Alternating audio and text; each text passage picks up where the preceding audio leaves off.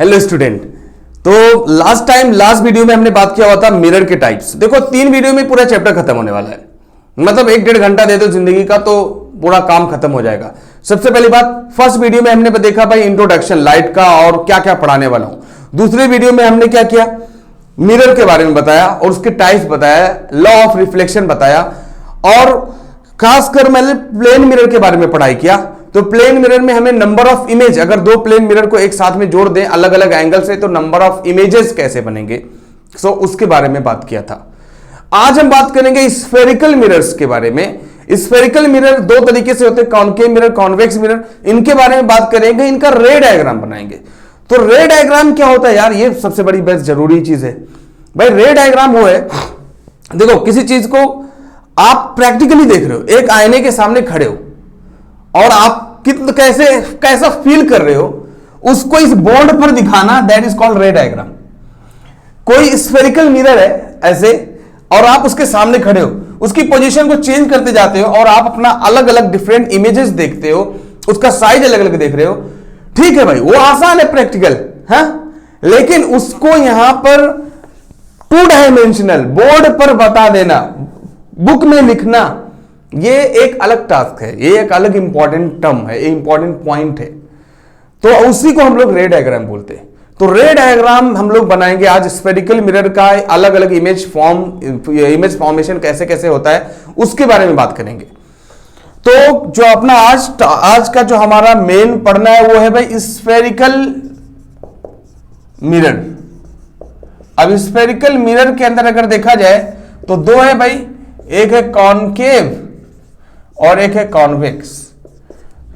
तो अब उसमें हम लोग पढ़ने क्या वाले हैं, इसके अंदर इमेज फॉर्मेशन देखेंगे। तो आज की जो हमारी टॉपिक है वो है इमेज फॉर्मेशन।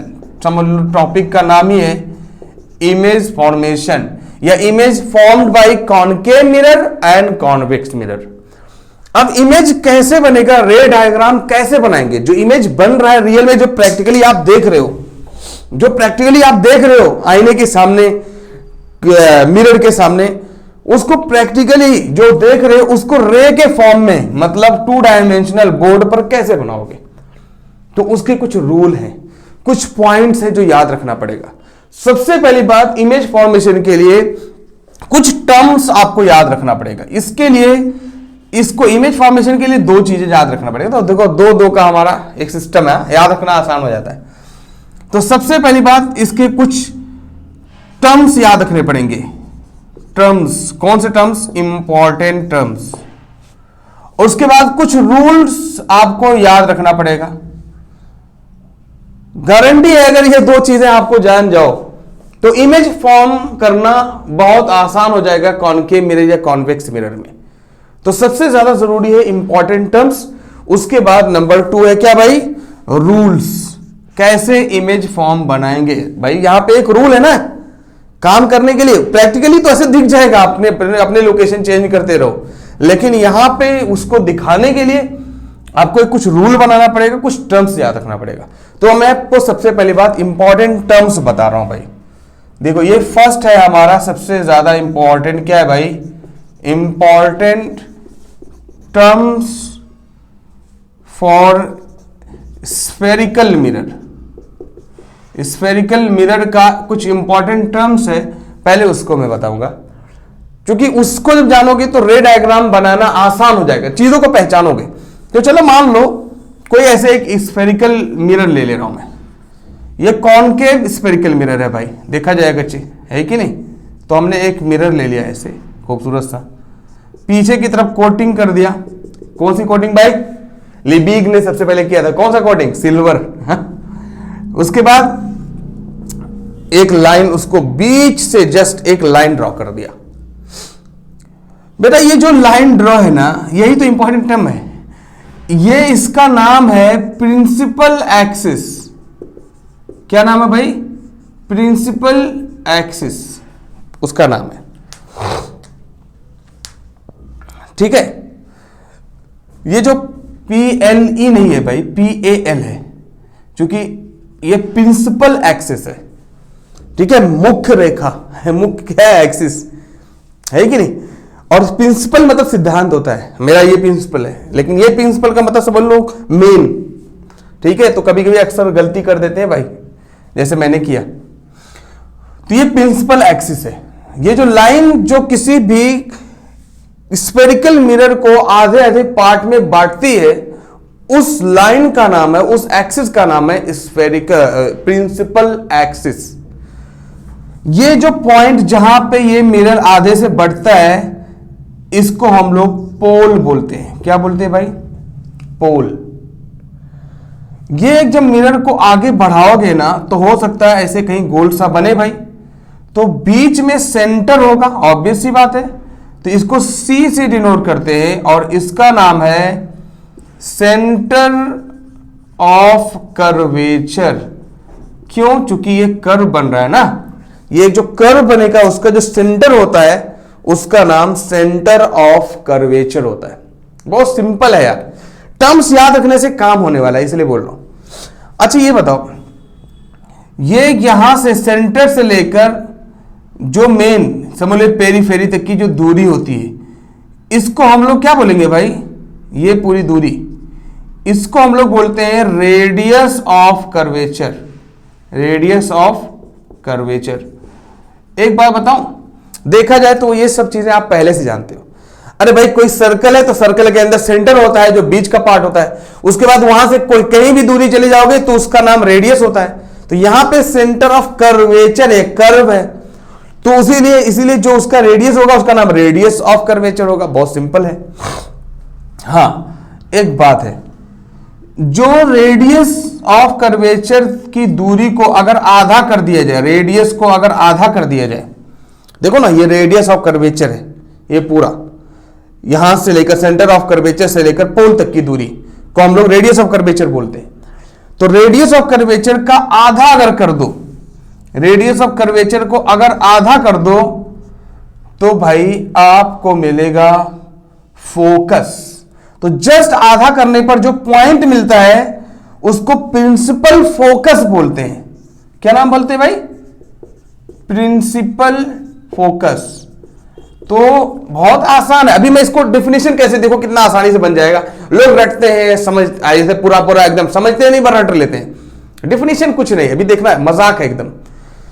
तो प्रिंसिपल फोकस कहां पे भाई? रेडियस ऑफ कर्वेचर का आधा करोगे तो जो पॉइंट मिलेगा उस पॉइंट का नाम है प्रिंसिपल फोकस, जिसको कैपिटल F से डिनोट करते हैं, या स्मॉल f से, कोई हर्ज नहीं, कोई दिक्कत नहीं है।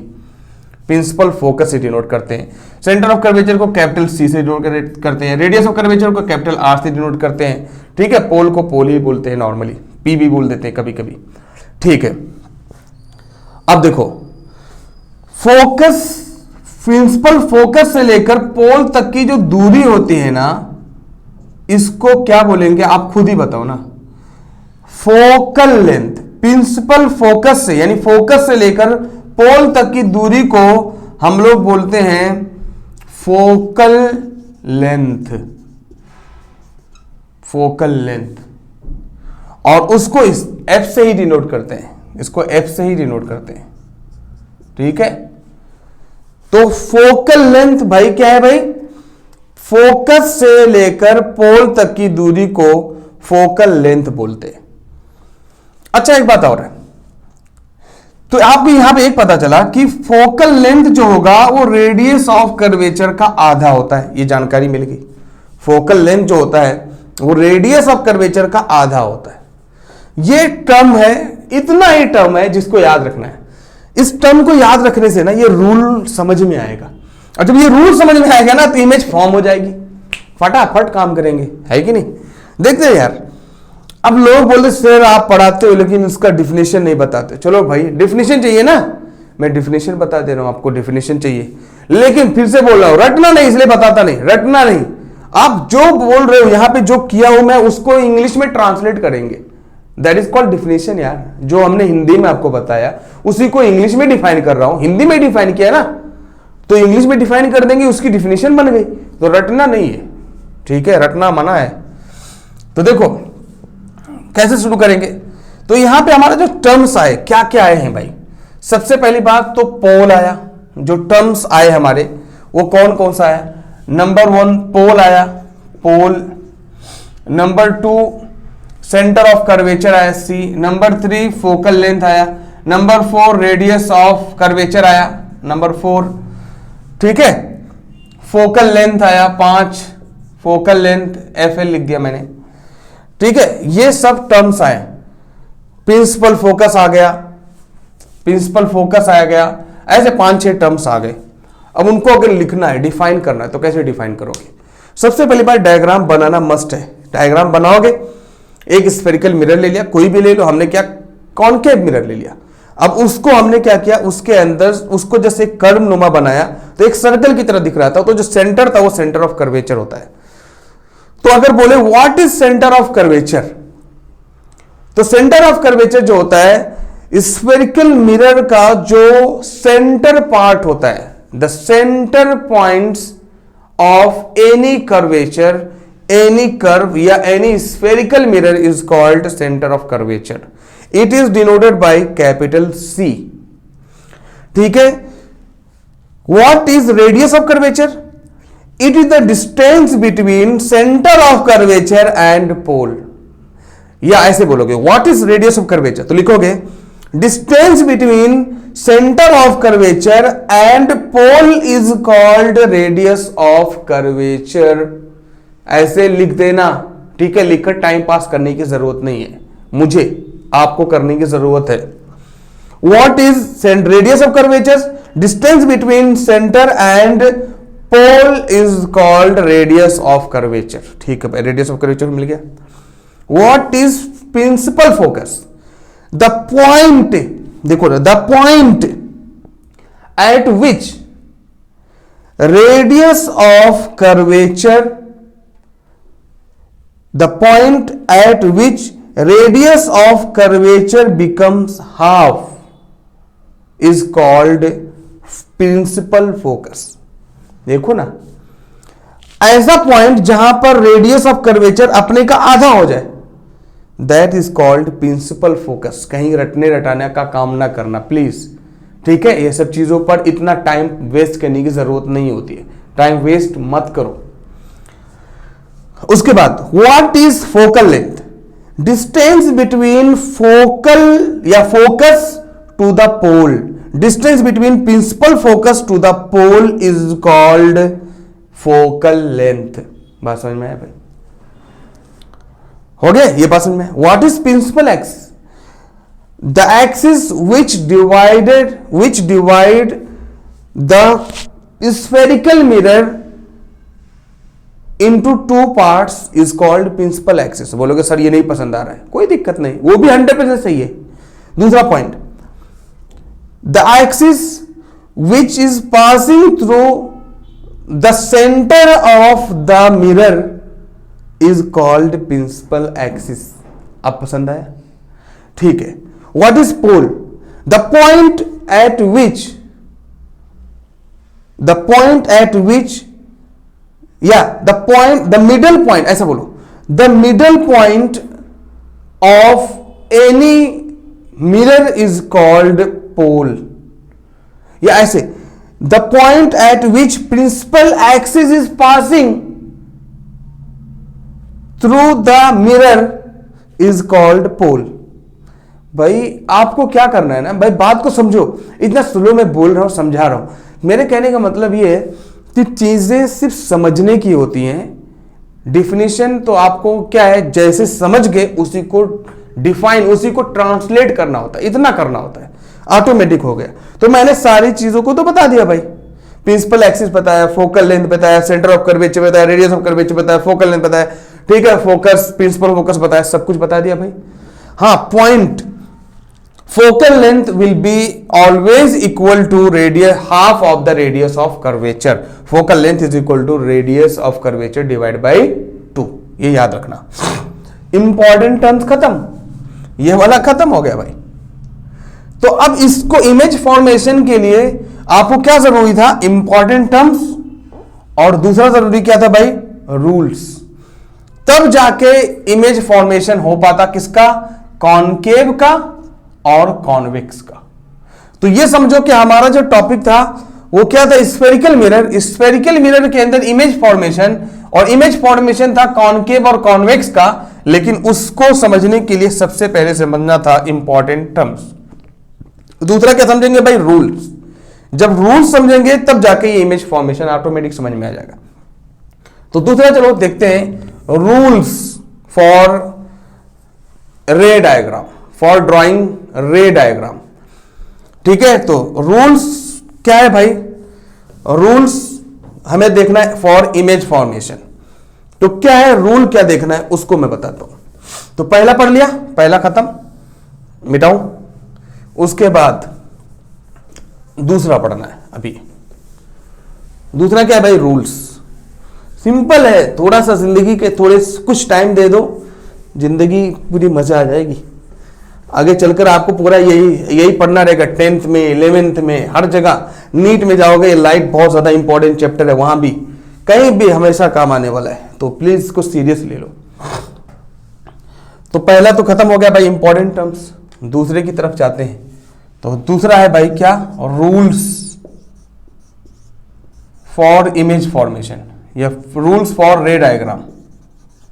रे डायग्राम के लिए रूल्स क्या होते हैं उसको पढ़ता हूं मैं। तो रूल है भाई, रूल बनाया गया है, क्या रूल बनाया गया है कि अगर मान लो कोई मिरर, मैं बार बार क्या ले रहा हूं, कॉनकेव मिरर ले रहा हूं, और कॉनकेव मिरर मेरा मर्जी भाई, मुझे अच्छा लग रहा है, तो है कि नहीं। तो रूल्स कितने हैं भाई, सिर्फ 3 रूल हैं। रूल कितने हैं, रूल नंबर 1, रूल नंबर 2 और रूल नंबर 3। 3 रूल पढ़ने हैं आपके सिलेबस में। 3, अगर आप 11th में चले जाओ तो वहां पे एक रूल और बढ़ जाता है, एक चौथा रूल है, कोई दिक्कत नहीं, 3 ही से काम होता है, सच्चाई यही है। चौथा रूल ऐसे जबरदस्ती में डाला गया है। तो रूल नंबर 1 क्या बोलता है, पहले मैं बनाऊंगा, देखो डेफिनेशन में नहीं बोलने वाला, ये तुम लोग क्या है, रूल नंबर 1 रटा दूंगा, लिख दूंगा अभी उसको। रूल नंबर 1 क्या है, बुक से छपा दो, हाँ वही चीज आप रट लोगे, वो नहीं करना है आपके। पहले मैं बातें कुछ बताऊंगा, फिर उसके बाद ऑटोमेटिक उसकी डिफिनेशन दे देंगे। तो चलो मान लो यहां पे एक कॉनकेव मिरर ले लो, यहां पे भी एक कॉनकेव मिरर ले लो, और यहां पे भी एक कॉनकेव मिरर ले लो, ठीक है। और यहीं से रूल समझ जाएंगे। अब देखो, आपको मालूम है कि ये सेंटर ऑफ कर्वेचर होता है, ये सेंटर ऑफ कर्वेचर होता है, ये फोकस होता है कि नहीं भाई, ये फोकस होता है, ठीक है। सेंटर ऑफ कर्वेचर होता है, ये फोकस होता है आधा, ठीक है, ये सबको मालूम है। ये प्रिंसिपल एक्सिस है कि नहीं, लिखने की जरूरत नहीं है टाइम पास करने की, इससे पहले पढ़े। देखो ये वाला काम आएगा ना अभी, क्योंकि आप पहचाना जानेंगे ना भाई, प्रिंसिपल फोकस क्या होता है, सेंटर ऑफ कर्वेचर क्या होता है। ये principal focus, centre of curvature, ये पोल होता है, ये पोल है भाई, बात को समझे। अब देखो, अगर कोई लाइन, कोई रे मतलब भाई एक सिंगल लाइट, अगर कोई सिंगल लाइट पैरेलल जाती है प्रिंसिपल एक्सिस के, ये हमारा प्रिंसिपल एक्सिस है, प्रिंसिपल एक्सिस, ये भी हमारा प्रिंसिपल एक्सिस है, ये भी हमारा प्रिंसिपल एक्सिस है। तो क्या है भाई, अगर कोई रे डायग्राम, कोई रे अगर प्रिंसिपल एक्सिस के पैरेलल जाती है, देखो जैसे प्रिंसिपल एक्सिस है जस्ट डिक्टो वो भी उसी लाइन में जा रही है।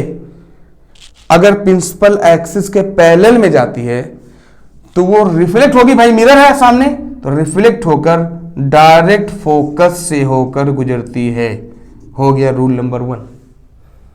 अगर कोई ray of light principal axis के पैरेलल जाती है तो वो फोकस से होकर गुजरती है, तो फोकस से होकर गुजरती है, ये फोकस से होकर वापस आ गई, रिफ्लेक्ट हो गई। Rule number 1। रूल नंबर 2, अगर कोई रे ऑफ लाइट, अच्छा ये सब पढ़ क्यों रहे यार, जो हम लोग प्रैक्टिकल वहां पे देख रहे हो ना, ऐसे ऐसे मान लो एक कर्व रखा हुआ है, एक कॉनकेव मिरर रखा हुआ है, तो मिरर के सामने आप अलग अलग जैसे थोड़ा सा चेंज कर रहे हो अपने पोजीशन को, वैसे वैसे शेप अलग अलग दिख रहा है आपका जो है इमेज अलग अलग दिख रहा है। तो उसको कैसे बनाया जाए इसके लिए रूल पढ़ रहे हैं। तो सबसे पहला रूल ये हो गया। दूसरा, इसका उल्टा कर दो, अगर कोई ray of light principal focus से होकर गुजरेगी तो फिर रिफ्लेक्ट होने के बाद कैसे आएगी भाई, रिफ्लेक्ट होने के बाद यहां पे सी लिख दूं, यहां पे रिफ्लेक्ट होने के बाद पैरेलल टू प्रिंसिपल एक्सिस होगी, उल्टा। अगर पैरेलल टू प्रिंसिपल एक्सिस रहेगा तो रिफ्लेक्ट होने के बाद फोकस से होकर गुजरेगा, और अगर फोकस से कोई रे ऑफ लाइट जाएगी तो वापस होने के बाद, रिफ्लेक्ट होने के बाद फिर प्रिंसिपल एक्सिस के पैरेलल आएगी। तो ये हमारी रे ऑफ लाइट है, रे ऑफ लाइट है कि नहीं, यहां पे ऐसे जा रही है हमारी रे ऑफ लाइट है, रे ऑफ लाइट, ठीक है। तो ये जा रही है तो डायरेक्ट फोकस है, तो इसका उल्टा डायरेक्ट हो गया रूल नंबर 2। तो रूल नंबर 2 मतलब क्या, अगर देखा जाए 1 और 2 तो एक ही तरह है, सिर्फ पलट देना है। तीसरा रूल क्या है यार, ये सब इसके लिए पूरा अच्छा खासा टॉपिक बनाते हैं। तीसरा रूल क्या है भाई कि हमारा यहां पे सेंटर ऑफ कर्वेचर, ये फोकल लेंथ है। तो तीसरा रूल ये बोलता है कि अगर कोई ray of light centre of curvature से होकर गुजरेगी, अगर सेंटर ऑफ कर्वेचर से जाएगी, अगर सेंटर ऑफ कर्वेचर से जा रही है तो ये कहीं रिफ्लेक्ट ही नहीं होगी, डायरेक्ट रिफ्लेक्ट होगी, जैसे आई थी वैसे चली जाएगी, सेम जैसे आई थी वैसे ही चली जाएगी। रूल नंबर 3 बस। अब ये चीजों को ना दो लोगों को एक साथ में मिलाएंगे और अलग अलग इमेज बताऊंगा मैं। तो ये सब क्या करेगा ना, ये रूल्स क्या करेगा ना, इमेज फॉर्म करने में मदद करेगा। कोई ऑब्जेक्ट दूरी पे रख दूंगा और उसके बाद देखेंगे क्या इमेज बन रहा है। इमेज कैसे बनेगा, जब दो पॉइंट आपस में मिल जाएंगे तो वो मिलेगा जहां उस कटिंग पॉइंट को इमेज बोलते हैं। आगे बताऊंगा, अभी यही आने वाले ना भाई। अब तो इमेज फॉर्मेशन आ गया, पहले ये पढ़ोगे उसके बाद इमेज फॉर्मेशन आ जाएगा। तो कॉनकेव मिरर का इमेज फॉर्मेशन चालू करूंगा मैं। तो आपको इसको अगर डिफाइन करना हो, लोग इसको टाइम पास करते हैं, अरे यार डिफाइन करना हो अगर, तो क्या पढ़ेंगे देखो ना। तो आप ये बोलोगे कि रूल नंबर 1 क्या है भाई, rule number 1, if a incident light is passing parallel to the principal axis then it will reflect back to the focus। किससे जाएगा भाई, रूल नंबर 1 के अकॉर्डिंग अगर कोई ray of light principal axis के पैरेलल जा रही है then it will return back, it will reflect back to the principal focus. या if a ray of light या ray of incident is passing through the focus then it will reflect back parallel to the principal axis, it will reflect back to the principal parallel to the principal axis। ये बात समझ में आया, जो लिखे हो, जो बोले हैं, जो बनाए उसको ट्रांसलेट कर दो। तीसरा क्या है, तीसरा रूल ये है कि if a ray of light is passing through the center of curvature then it will return back by the same path with zero angle। कुछ एंगल ही नहीं बनेगा, जैसे गया वैसे वापस हो गया with zero angle। ये बात समझ में आ गया भाई। so that is called rule number 3। जब रूल्स समझ में आ गए ना, बस उसके बाद अब इमेज फॉर्मेशन हम लोग पढ़ेंगे किसका, स्फेरिकल मिरर का। सबसे पहला कौन सा पढ़ेंगे, कॉनकेव मिरर। तो सबसे पहले रूल फॉर्मेशन के लिए हम लोग कौन सा पढ़ेंगे, कॉनकेव मिरर। तो कॉनकेव मिरर के लिए इमेज फॉर्मेशन कैसे कैसे होती है, ठीक है, इसको हम लोग पढ़ेंगे। इसको मिटा दो। तो ये अगर आप दो चीज जान रहे हो तो भाई important terms and rules for image formation, ये इंपॉर्टेंट है, important terms and rules for image formation. अब image formation for spherical mirror, और उसमें क्या है, image formation, image formed by किसके लिए भाई, concave mirror and convex mirror. तो नेक्स्ट वीडियो में ये पढ़ूंगा मैं, image formed by concave mirror and convex mirror. तो रूल्स मालूम हुआ तब ये आप उसको समझ पाओगे। Okay, thank you.